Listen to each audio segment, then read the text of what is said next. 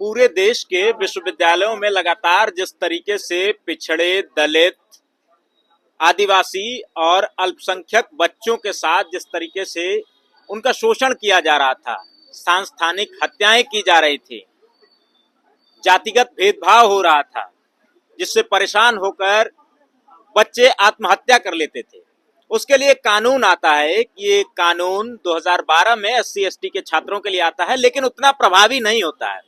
इसमें जो प्रावधान होते हैं उसमें अगर जांच ना भी हो इन मामलों की तो किसी तरह की कोई कार्यवाही नहीं होगी, न ही विश्वविद्यालय की मान्यता रद्द होगी, न ही किसी प्रकार का कोई फंड रोका जाएगा।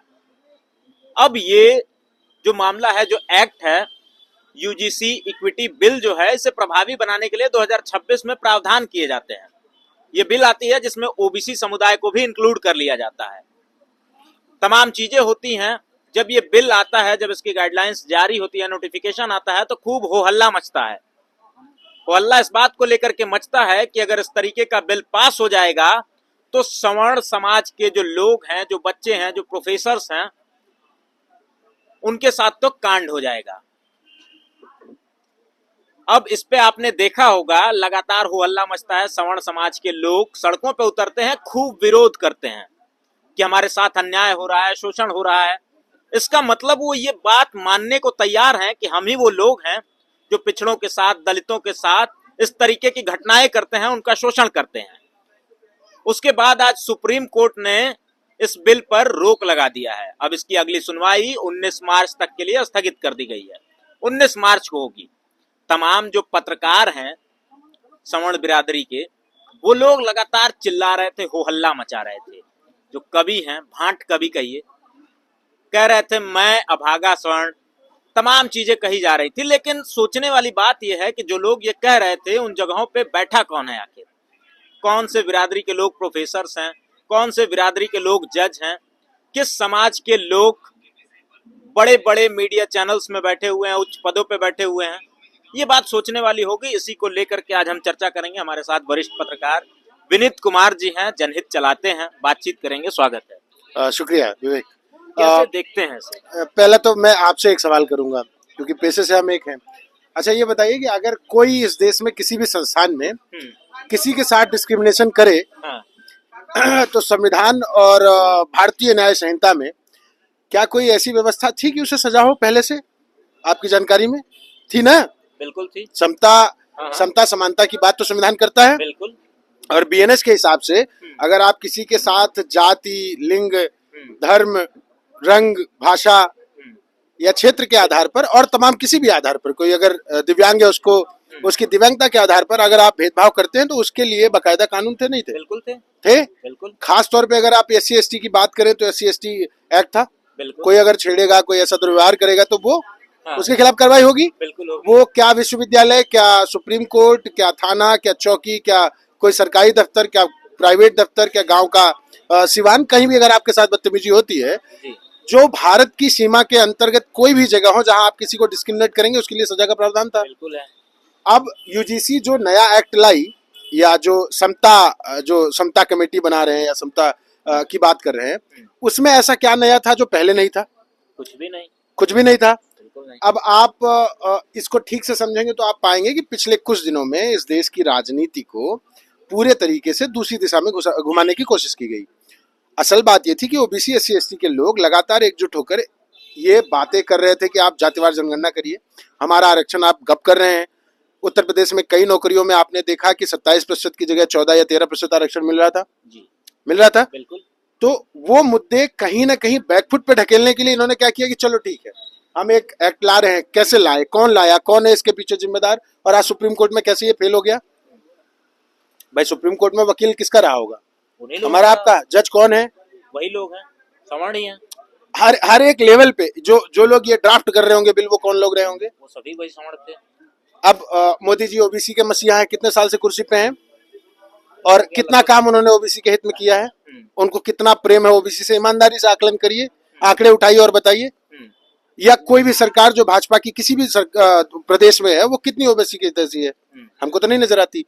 अब जब कॉन्टिन्यूसली आपने कहा, अब आप किसी कवि की बात कर रहे थे, कभी जो है प्रेम पे लिखा करते थे, आजकल नफरत पे लिखते हैं, नफरत से उन्हें बड़ा प्रेम हो गया है। तो प्रेम तो उन्हें तब भी था, आज भी है, लेकिन नफरत में प्रेम तलाश नफरत रहे से हैं। प्रेम हो गया प्रेम है। हो गया। तो वो कवि लिख रहे हो या इस देश का कोई भी सामान्य तथाकथित सवर्ण जो अपने आप को उच्च वर्ग का मानता है, जो कहता है कि सवर्ण हूं, मतलब वो कितना जाहिल आदमी है कि देश में संविधान लागू, वो कह रहा है कि सवर्ण हूं। ये क्या बात के सवर्ण यार, किसने कहा तुम सवर्ण हो? नहीं, इंसान समता समानता की बात वो करते हैं और कहते हैं कि मैं सवर्ण हूं। समता उमता की बात नहीं करता, वो जाहिल है। अब जब कोई व्यक्ति अपने आप को स्वघोषित सवर्ण मान रहा है तो आप उसकी मानसिकता समझते हैं। अब उनके ऊपर रिस्क था। आज की तारीख में उत्तर प्रदेश की राजनीति देखिए, बिहार की राजनीति देखिए, थोड़ा बहुत आप मध्य प्रदेश चले जाइए, भले ही वहां मोहन यादव हो, छत्तीसगढ़ चले जाइए, राजस्थान में जो पिछड़ी जातियों के लोग थे वो लगातार लामबंद हो रहे थे। और हर बार चाहे जाट हो, चाहे गुजर हो, चाहे कुर्मी हो, चाहे यादव हो, चाहे निषाद हो, जो भी बिरादरियां ओबीसी में लार्जर स्केल पे थी या कम थी, उन सबको ये बात समझ में आ रही थी कि एजुकेशन खत्म कर रहे हो, आरक्षण खा रहे हो, हम एक लामबंद तरीके से अपनी लड़ाई लड़ेंगे। और उसका नतीजा इनको 2024 में भुगतना पड़ा था। ये सीधा सीधा एजेंडा किसी सवर्ण वर्ग का शोषण नहीं हो रहा है यार, सॉरी तथाकथित सवर्ण का। असल में ये टोटली जो पॉलिटिकल पार्टियां हैं विपक्ष की, उनको उनके एजेंडे से हटाने का एक तरीका था और हट भी गई। भाई यूजीसी का जो एक्ट आया है उस पे जितना विवाद सवर्णों ने किया और जितना रोना पीटना किया, मैं गारंटी ले सकता हूं उसमें से 1% वोट भी किसी और पार्टी को नहीं पड़ेगा। चलिए छोड़िए, किसी क्षेत्रीय दल को छोड़ दीजिए जहां ओबीसी या एससी लीडर है, वो कांग्रेस को भी नहीं देंगे जिसके वो कभी कोर वोटर हुआ करते थे। वो चाहे जितना रोना रोए, भाजपा को ही वोट करने जाएंगे। और ये पूरा एजेंडा इधर उत्तर प्रदेश जैसा बड़ा राज्य आपके सामने था, 27 में चुनाव है और साफ तौर पर दिख रहा था कि एक पार्टी के मुखिया डायरेक्टली क्लेम कर रहे थे कि भाई पीडीए पीडीए पीडीए। किसी भी तरीके से आपको इस जगह से बैकफुट पे लाना था कि भाई ब्राह्मणों का शोषण हो रहा है, हम उनके साथ भी खड़े हैं, और क्षत्रियों का शोषण हो रहा है, हम उनके साथ भी खड़े हैं, या और जो सवर्ण कैटेगरी के लोग, तथाकथित सवर्ण कैटेगरी के लोग हैं, उनके साथ भी शोषण हो रहा है, उनके साथ भी खड़े। और ये दिखावा करने में आप अपने वोटरों का नुकसान करें, यही भाजपा चाहती थी, वही हो रहा है। आप कॉन्ट्री भाई अगर हाँ थोड़ा सा हम मुद्दे से भटक रहे हैं। हाँ, हमारा मुद्दा ये था कि जो तमाम पत्रकार हाँ, थे, तथाकथित पत्रकार, वो उनका एजेंडा है। देखिए अभी हम लोग क्या कहते हैं, जैसे नहीं, हमारी आदत क्या है कि मीडिया के लोग बिके हुए हैं, है ना। जब आप बैकग्राउंड समझेंगे तो आप पाएंगे कि बिके हुए लोग नहीं है वो वैचारिक लोग से, वैचारिक रूप से बहुत सुदृढ़ लोग हैं। असल बात में अपने मिशन पे ईमानदारी से काम करने वाले ईमानदार और सच्चे लोग हैं, पत्रकार नहीं है, दलाल हैं, लेकिन वो ईमानदार हैं, अपने काम अपने लक्ष्य के प्रति बहुत ईमानदार हैं। वो उससे कभी धोखा नहीं करते। वो आपस में ही मिल बांट के खाएंगे, आपस में ही तुमको बेचेंगे, लड़ाएंगे, दंगा कराएंगे, फंसाएंगे, तुम दो जने हो, लड़ते रहो, वो माल काटेंगे। वो उनका पुराना एजेंडा है। और पत्रकारिता के नाम पे वो आज तक क्या करते आए हैं सबको पता है। ये नफरत बांटते हैं, एजेंडा चलाते हैं, झूठ बोलते हैं, फरेब रचते हैं। आप किसी को टोटी चोर बना देंगे, किसी को चारा चोर बना देंगे, किसी को आप जिसको पाएंगे उसको चोर बना देंगे। मायावती की तो जात तक गिन लेते थे, किसी की सरकार थी तो कितने लोग कहाँ डीएम एसडीएम बन रहे गिन लेते थे। उनको ये भी नहीं पता था कि डीएम गिन रहे थे तो डीएम थे कितने, डीएम बनने लायक कितने लोग थे, लेकिन वो गिन लेते हैं, नफरत फैलाते हैं। अभी भी वो एजेंडा चला रहे हैं। वो असल में उनके अंदर का जो जातिवादी कीड़ा है ना, उसको भी ये समझ में आ रहा है कि ग्राउंड रिपोर्ट उनके खिलाफ जा रही है। समझ रहे हैं। जितने भी आप देखिए ना, जो तिवारी, अग्निहोत्री, पांडे, चौबे, दुबे लगाए बैठे हैं, वो लगातार उनके अंदर से ये बात निकल के आ गई कि हम भाई शोषण करते थे क्या तुम? क्या मीडिया संस्थानों में आपने शोषण किया है? हाँ किया है तो फिर तो लोग भाई जवाब मांगेंगे, शोषण क्यों कर रहे हो? आपने हजारों सालों से शोषण किया है तो लोग जवाब मांगेंगे। अब अभी यही बात अगर कोई ओबीसी कहते, एससी एससी एक्ट पहले से था, यूजीसी का जो नया रूल आ गया, वहां पे कोई ओबीसी का व्यक्ति से कोई विवाद किसी एससी के व्यक्ति के साथ हो जाए तब तो ओबीसी वाले के ऊपर ये नहीं जाएगा। पर ओबीसी नहीं रो रहा है क्योंकि ओबीसी को पता है, या ओबीसी खुद जो है पीड़ित है, किस शोषित है, और वो इस बात पे बहस नहीं कर रहा है। कायदे से बहस तो आपको भी करनी चाहिए। बिल्कुल ओबीसी के लोगों को, जैसे आप ओबीसी टाइम्स चला रहे हैं, तो पिछड़ों को भी तो इस बात पे बहस करनी चाहिए कि हमारे आगे पीछे जो लोग हैं, अच्छा किसी दिव्यांग ने जाके झूठे किसी ओबीसी के खिलाफ कर दिया कोई बात, और वहां कुलपति तो सारे उनके हैं। बिल्कुल। और जो कमेटी बनेगी उसमें मैक्सिमम पॉपुलेशन उनकी होगी, तो फिर रोना किस बात का है? और पिछड़ा क्यों नहीं रो रहा है? ये पूरा मसला ये है कि ये जातिवादी एजेंडे के तहत ये लोग मुद्दे को भटकाना चाहते थे। इधर ये जनगणना की घोषणा करते हैं, जाति जनगणना गायब है, लोग जाति जनगणना की बात करते। अब आपको क्या करना है? जो विपक्ष था, जो जाति जनगणना की बात करता, वो चुपचाप सवर्णों के हित की बात कर रहा है। और ये पूरा ये सोची, बहुत चालाक लोग हैं, मैं यकीनन बता रहा हूँ आपको, ये इतने चतुर और मतलब मेरे मुंह से नीच निकल रहा था, काट देना। ये इतने चालाक और धूर्त टाइप के लोग हैं कि ये अपनी धूर्तता में इस स्तर पर चले जाएंगे कि आपके कदमों में गिर के रोएंगे कि भैया हमारा बड़ा नुकसान हो रहा है, कुछ करो, हमारा सब जगह शोषण है, हमें कोई नहीं सुन रहा। असल में शोषक हैं। अच्छा एक इतिहास बता दो इनका शोषण हुआ और इन्होंने शोषण ना किया हो। आप इतिहास पूरा इनका जो इन्होंने हायरार्की बनाई है, उस हायरार्की के हिसाब से सबसे ज्यादा माल कौन कमाता है? जहां तुम चढ़ावा चढ़ाते हो उसका माल कौन खाता है? तुम घंटा बजा रहे हो, बिल्कुल। दान पेटी में डालने के बाद तुम्हें घंटा मिलता है, तुम्हारे नसीब में घंटा ही है। मैं ओबीसी की बात कर रहा हूँ। मेरे जो भी लोग दलित पिछड़े हैं वो जा रहे हैं, किसको सारा माल दे रहे हैं? रो कौन रहा है फिर? मंदिर मिल गया ना, खुश रहो। मंदिर से जो चंदा आ रहा है खा रहे हो, मोटी तोन निकाल के और टीका लगा के जो माल कमा रहे हो, उसका एक हिस्सा दे रहे हो क्या दलित पिछड़ों को? बिल्कुल नहीं। कितने लोगों को आपने मंदिरों में जगह दे दी? हर एक बड़े पद पर आप बैठे हैं। आपके यहाँ मतलब मारेंगे वही, संभालेंगे वही, लड़ाएंगे वही, जिताएंगे वही, हराएंगे वही। बाकी 90% आबादी मूर्ख है और उसको मूर्ख बनाने के लिए ये भी लाया। और ये जो ये विधवा विलाप मीडिया के लोग कर रहे हैं ना, ये इनकी रोजी रोटी है सर। ये इनका एजेंडा है, इनके बचपन में, इनके खून में, रगों में भरा जाता है। ये इनके डीएनए में गड़बड़ी है। यकीन मानिए जन्म से इनके दिमाग में कीड़ा भरा गया है कि किसी भी तरीके से हमारा जात का आदमी बढ़े और दूसरी जात का आदमी मरे। ये कहते हैं मैं जातिवादी नहीं हूँ। जातिवादी नहीं हो तो तुम फिर रोना ही खत्म हो गया भाई।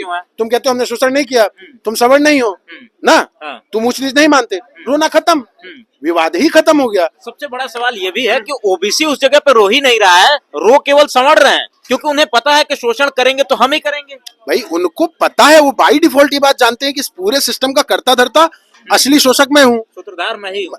अरे इस पूरी कहानी का रचना करने वाला कौन है? ये सारी व्यवस्था बनाने वाला कौन है? आपको याद हो कौन बनाया? हम नहीं। आप पैदा हुए तो मुहर लगा था, कहाँ कहीं लगा है? बिल्कुल नहीं। नहीं लगा तो कैसे याद हो गए आप? उन्होंने ही बना दिया। किसने बनाया? सारी आपके पिता आपके पिताजी को कौन बता गया कि आप ग्वाल हैं, ढड़ोर हैं, कमरिया हैं, घोची हैं? कौन बताया? हम बताए या आप बताए थे? पैदा होके बताए कि पापा हम गुआर हैं? आप बताए थे कि हम आहिर हैं? बताए थे? नहीं ना बताए थे, कोई और बताया था। और अभी तो चलो ठीक है, हम लोग तो बेहतर पीढ़ी में पैदा हुए, उसके पहलवा पैदा होते थे तो कहते देखो गुरहु है, क्या कि आहिरक घर में पैदा हुए ना, तो तुम्हारा नाम भी जो है ऐसा रखा जाएगा कि साला निंदा सूचक हो। तो इनके अंदर जो जातिगत श्रेष्ठता है ना, वो उसका रोना रो रहे हैं, वो चली जाएगी। उस बात की कचोट है इनको कि कल को, अभी तो कुलपति हमारा है, कल को कुलपति कोई ओबीसी आ गया फिर अध्यक्ष वो हो जाएगा, अब कोई आ गई जांच, फिर कोई एससी कुलपति हो जाएगा, उसके पास जांच आ गई तब, तो हम जो एनएफएस लगाए दे रहे हैं, हम जो ओबीसी लड़का को देख के यादव को कह दे रहे हैं कि ये बेटा जाओ भाई चराओ, काहे को आए पीएचडी करने, कह दे रहे हो? नहीं, बहुत आराम से कह दे रहे हो, तो फंसोगे नहीं, जांच होगी नहीं तुम्हारी, तुम्हारी ग्रांट बंद नहीं होगी, यूनिवर्सिटी पे तुम्हारे धब्बा लगेगा नहीं लगेगा, और तुम्हारी नौकरी पे खतरा बनेगा नहीं बनेगा, तुम कोर्ट जाओगे नहीं जाओगे। अब इस पूरे मसले को दिखाने का जो नजरिया है, जो मैं अभी आपको अभी वाला जो बोल रहा हूँ, ये बस एक तरीके का शिगुफा है।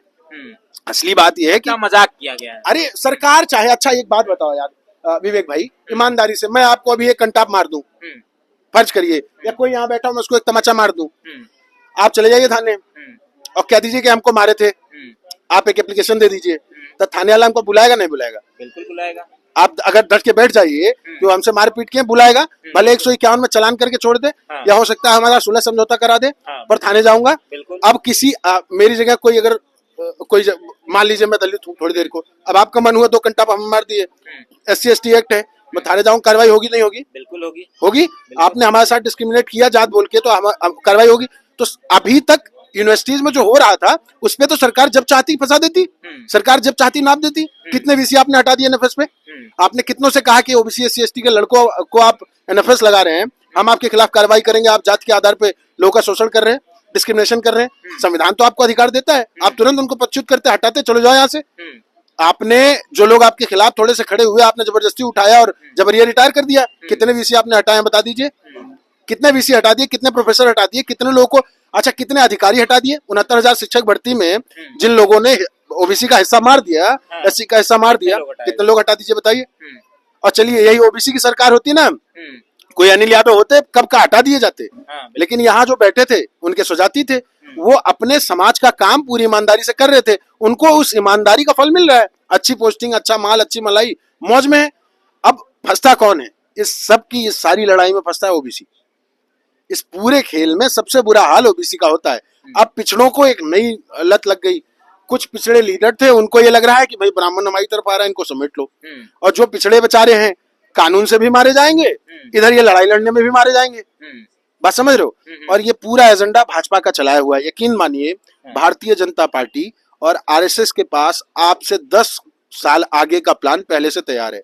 जिस दिन उन्हें लगता है कि आप कहीं भी लामबंद हो रहे हैं और सही मुद्दों पे हो रहे हैं, तो आपको भटकाने के लिए वो 3 में से 4 में से एक शंकराचार्य को आपको ऐसा दिखाएगा कि बहुत पीड़ित है, आपके साथ खड़ा है और चलिए उसका दर्द उठाते हैं। उसके बाद कुछ ब्राह्मण विधायकों की मीटिंग करा देंगे और समझा देंगे कि यार ये तो जो है देखो ब्राह्मणों के साथ गलत हो रहा है और ब्राह्मण विधायक नाराज हैं, ये तो मौका है तुम्हारे लिए।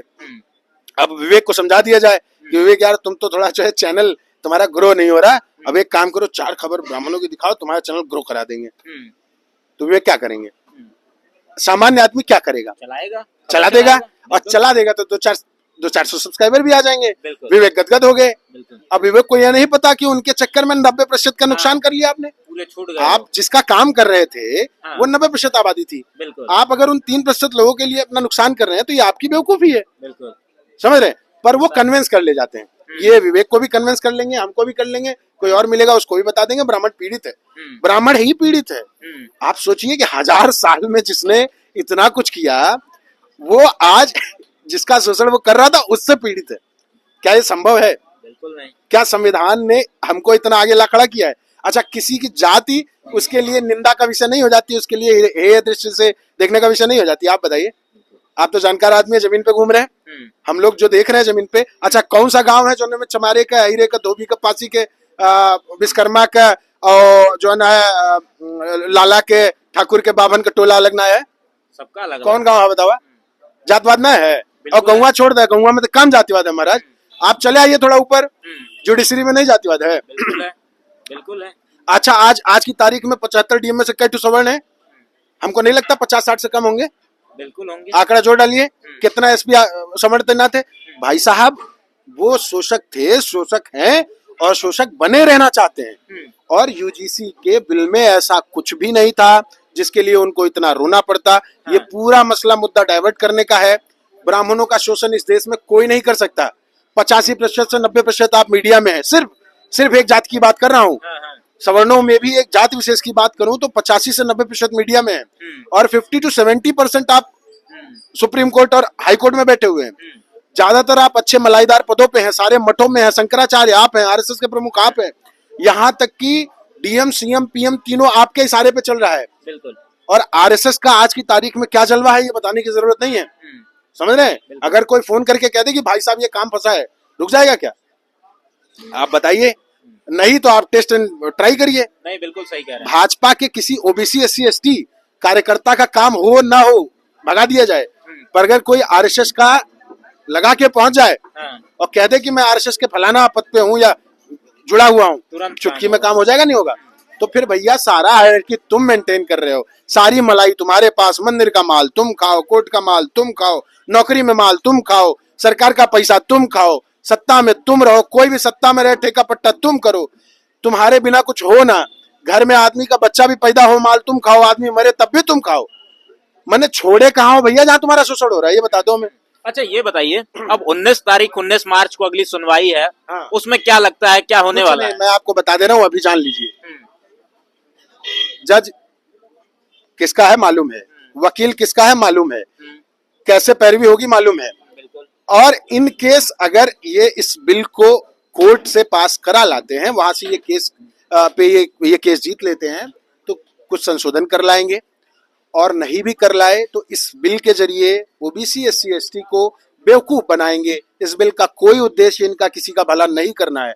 पहले और सबसे पहले इस बिल में ये व्यवस्था होनी चाहिए, अगर ये बिल सच में कोर्ट गया है और इसमें संशोधन किए जा सकते हैं, बिल माफ करिएगा एक्ट, अभी तो बिल तो तब होगा जब संसद जाएगा, तो अगर इसमें कुछ जरूरी संशोधन किए जाएं कि भाई किसी भी यूनिवर्सिटी में एक तय समय तक ही एक वर्ग विशेष का वीसी बना सकते हैं, दीजिए ना, वीसी के पदों में भी आरक्षण दीजिए, क्यों नहीं दे रहे? क्या पिछड़ा वीसी बनने लायक नहीं है? पिछड़े के पास दिमाग नहीं है? मुख्यमंत्री बन सकता है, प्रधानमंत्री बन सकता है, रक्षा मंत्री बन सकता है, देश के बड़े बड़े पदों पे रह सकता है, तो वीसी नहीं बन सकता? न्यायाधीश क्यों नहीं बन सकता? वो वीसी नहीं बन सकता, वो जज नहीं बन सकता, वो शंकराचार्य नहीं बन सकता, वो किसी बड़े मंदिर का पुजारी नहीं बन सकता। माने जितना मालदार पद है वो नहीं बन सकता, जहां से किसी को आप थोड़ी सी दशा दिशा सुधार सकते हैं नहीं बन सकता, अब मुख्यमंत्री भी नहीं बन सकता। काहे कि वो बेचारा अगर रोटी भी खा रहा होगा तो रोटी चोर घोषित कर देंगे, काहे कि पिछड़ा है। और ये पूरा देशवा गप कर जाएंगे, इनको देश का चोर कोई नहीं कहेगा। कोई कहता है क्या? बिल्कुल कोई नहीं, कहा कभी? बिल्कुल नहीं, कभी नहीं कहा। अरे अच्छा चलिए, कोई कहा यहाँ अपने वाले बड़के मठ के मालिक को किसी ने कहा कि नौकरी चोर है, आरक्षण चोर है? कहा आपने? बिल्कुल नहीं, चलिए कुछ नहीं, ये तो बहुत बेसिक शब्द है ना, कह देते कि आरक्षण चोर है। मीडिया ने कभी कहा? कभी नहीं।